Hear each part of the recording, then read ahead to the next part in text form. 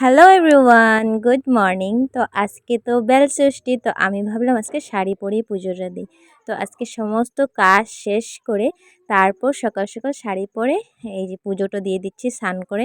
আর তুলসী তলাটাতে সবার ফার্স্টে আমি জল দিই। আর আজকে ক্যামেরাম্যান হলো আমার মেয়ে বলল, মা আজকে আমি তোমাকে ক্যামেরা ধরে দেব। তারপরে দেখো সুন্দর করে পুজোটা দিয়ে দিয়েছি। আর আমার মিষ্টি মাও উঠে গেছে, আজকে ভোর সকালে উঠেছিলাম। উঠে অনেকগুলো সমস্ত কাজ করেছি, কিন্তু আজকে যেহেতু বেলষষ্ঠী, তো বাকি কাজগুলো আর তোমাদের সাথে শেয়ার করলাম না, খালি পুজো দেওয়াটাই শেয়ার করলাম। এটা একটু বাদে শেয়ার করব যে না, আজকে সকাল সকাল উঠে আমি কি করলাম।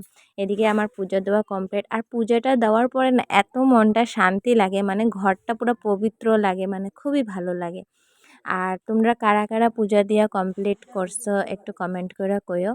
আর আমার তো পূজা পাশরা দেওয়া শেষ, আর আমি শাড়ি পরছি আজকে, আমার কিরকম লাগতেছে একটু কমেন্ট করে কইও। আর শাড়ি পরে পূজা দিতে মানে নাইটি পরেই সবসময় পূজা দিই, কোনো কোনো সময় শাড়ি উড়ি পরি, বা শাড়ি না পরতে পরতে অভ্যাসটা মানে গেছে গা। আর আজকে শাড়ি পরছে, আমার হাজব্যান্ডে কইতেছে বা আমার বউ দেখি আজকে লক্ষ্মী হয়ে গেছে গিয়া।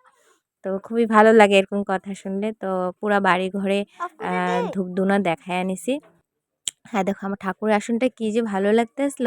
আর তোমরা কারা কারা পূজা পাসরা কমপ্লিট করে দিছো আমার একটু কমেন্ট করে কইও। ওখানে লেগে টাটা, আবার দেখা হবে নেক্সট ভিডিওতে। বাই।